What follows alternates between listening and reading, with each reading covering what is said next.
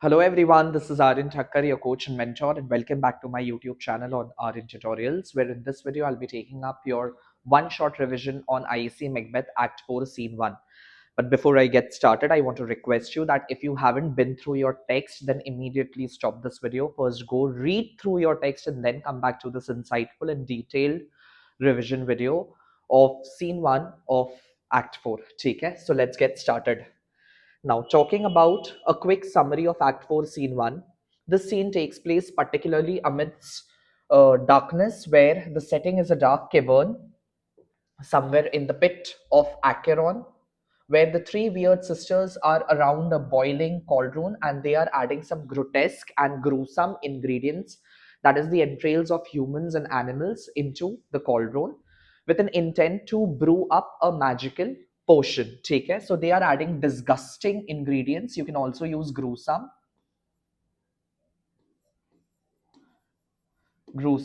ingredients, creating a sick and an unnatural atmosphere.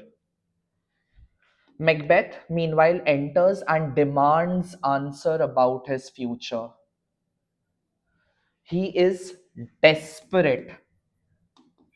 ठीक है? Macbeth is desperate to know what future holds for him, and therefore the witches, in order to answer Macbeth, they conjure up, they summon. Summon means they call. They summon three apparitions, three figures and visions, each delivering Macbeth with a particular prophecy, where the first one is the armed head who wants Macbeth to beware of Macduff. Macbeth decides not to act against Macduff any further and immediately decides to pronounce death sentence to Macduff's family, entire family. He plans to eliminate the entire family of Macduff. Second apparition is basically that of a bloody child who says that none of a woman born shall be able to harm Macbeth. Although this particular prophecy is laced in ambiguity, where we come to realize that Macduff was not normally born of a woman, rather, he was untimely ripped, or he was a baby born through C section, cesarean baby. Take care. So Macbeth becomes overconfident here, thinking that he is invincible. Invincible means he cannot be overthrown. And the third apparition is basically a child, crowned child with a tree in his hand of Burnham, says that Macbeth will not be defeated until the great Burnham wood to the high Dunsinane hill shall come against him. Again, this is also an ambiguous prophecy.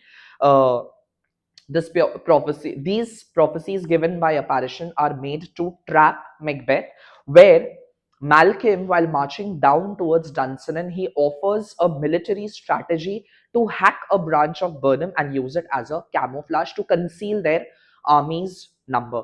So all these prophecies are meant to provide him with a false sense of security so that his impending doom can be sealed.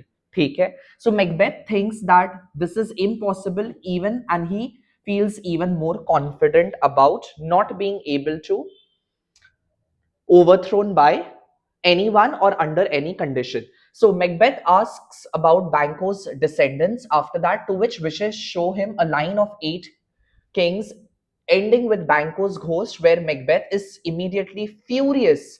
He is immediately petrified. Okay, he is immediately petrified at Banquo's heir will rule. That is, Banquo's descendants will indeed rule the throne of Scotland.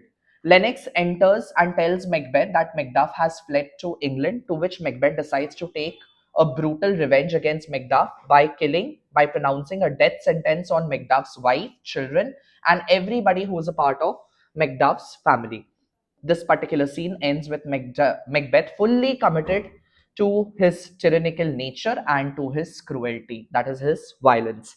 Now, talking about the critical analysis of this particular scene, this scene stands as a turning point where Macbeth becomes a complete tyrant. Earlier, once a hero who was hesitant to commit Duncan's regicide, has now become an active seeker of evil. So he has become cold, he has become ruthless, and he has become impulsive. Take care. He no longer seeks morality. Macbeth's brain has blurred the line between what is moral and immoral, and he seeks security through violence. Then the supernatural and the psychological manipulation on the part of witches. The witches do not help Macbeth, rather they intend to trap him, lure him. ठीक है, lure him by granting him with a uh, falsely promising prophecies. ठीक है, and the prophecies are basically half laced truth, technically true but misleading at the same time, to which Macbeth's downfall comes from his own misinterpretation. ठीक है, it is his own vaulting ambition, it is his own paranoia, his desperation, and his own misinterpretation which leads to his tragic end. Talking about false security, that is another theme of this particular scene, where Macbeth hears what he wants to hear. He hears what he wants to hear. This is very important. Please use it in your answer. Macbeth is not served what witches want to serve him. Rather, Macbeth is served basically what he wants to hear, and that too in half-laced truths and incompleteness. So, apparition create an illusion of invincibility. This directly connects to security's mortal's cheapest enemy of the Act 3, Scene 5, said by Hecate. Okay? Then there is a dramatic irony. Audience senses dangers immediately. None of a woman born has a hidden meaning, where the Burnham Wood moving is also possible through a strategy, and Macbeth is blinded by his arrogance. That is his tragic blindness. Okay? Which makes him a flawed figure, flawed hero. Then Macbeth's moral collapse. The worst part is not the prophecy, but it is his decision to ambush, eliminate the innocent children and Macduff's wife. That is the worst part of Macbeth. This shows that he has crossed into pure evil. He is no longer hesitant to embrace evil and criminality and bloodshedding. Take care.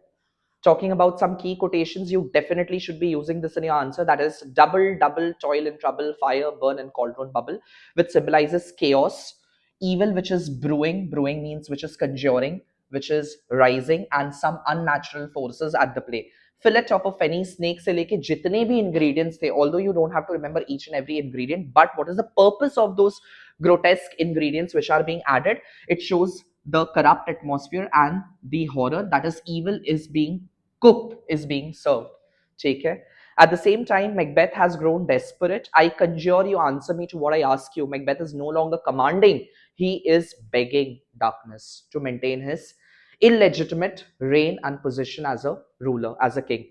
Even till destruction sicken, answer me. His obsession with certainty is self-destructive, where he pronounces the entire moral, social order and political order to be turned upside down into a total collapse. And the apparitions that beware Macduff, none of a woman born, and Macbeth shall not be vanquished till great Birnam Wood comes. All these things leads to false sense of security, which fuels Macbeth's confidence and makes him believe that he will not be overthrown at any cost, not realizing that these are half-laced truths, which if he give himself a chance to interpret, he might be able to save his life, but then his ambition and his blindness to maintain his illegitimate position makes him drown into criminality and dependency onto evil to such an extent that he is not in a position to sit and understand what actually is meant by these incomplete prophecies. Take care. And then at the same time, Macbeth realizes of Banquo's legacy. The crown does sear mine eyeballs. Banquo's future burns Macbeth with jealousy and fear, and Macbeth's final descent. From this moment, the very first laying of my heart shall be the first laying of my hand. This is the most important line for the character change, that the moment he thinks anything evil, there has to be an immediate action. He is going to implement it, and then he is going to sit and reflect back कि मैंने क्या किया. जो मेरे दिमाग में पहले आएगा पहले मैं वो कर डालूंगा, उसके बाद मैं सोचूंगा. So this makes him impulsive of a character. ठीक है. The castle of Macduff, I will surprise and give to the edge of the sword his wife and babe, shows Macbeth's tyranny and complete moral decay and collapse. Talking about the character sketch, he's become obsessed with control. He has become spiritually enslaved, where he has become a slave to the evil entities, overconfident and ruthless in his nature. Talking about his emotions are governed by fear, paranoia, ambition, and false sense of security. At the same time, jealousy, envy as well of Banquo's descendant, future progeny.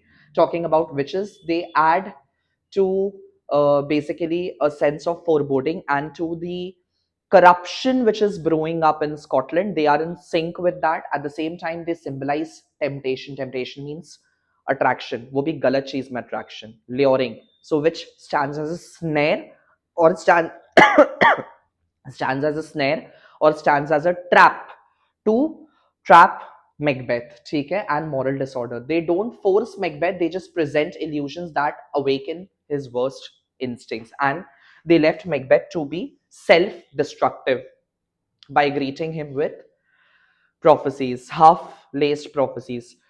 Themes are supernatural evil, ambition and power, fate versus free will, and appearance versus reality. ये आप खुद देख सकते हैं. Basically, the witch's का presence adds to supernatural tone. Macbeth's own vaulting ambition leads to his tragic downfall. There is a fate versus free will, although his destiny is predestined, preordained, but then it is his own actions which leads to his ultimate perish and end. And then there is appearance versus reality. That is the prophecies given by apparition. ठीक है. Then there is tyranny and moral corruption on the part of Macbeth. His decision to completely take down on Macduff and his family, that makes him tyrannical of a character, and there is a false sense of security. Now, these are some of the lines which you can use in your answer in order to elevate the standard, where the scene marks Macbeth's transformation from guilty murderer to a fearless tyrant. The witches weaponize prophecy, turning knowledge into deception. Macbeth's tragic flaw shifts from ambition to destructive overconfidence.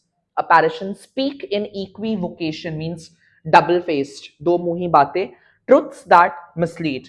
Shakespeare intensifies the dramatic irony as Macbeth celebrates the very words that doom him, and Macbeth's desire for certainty becomes a psychological imprisonment.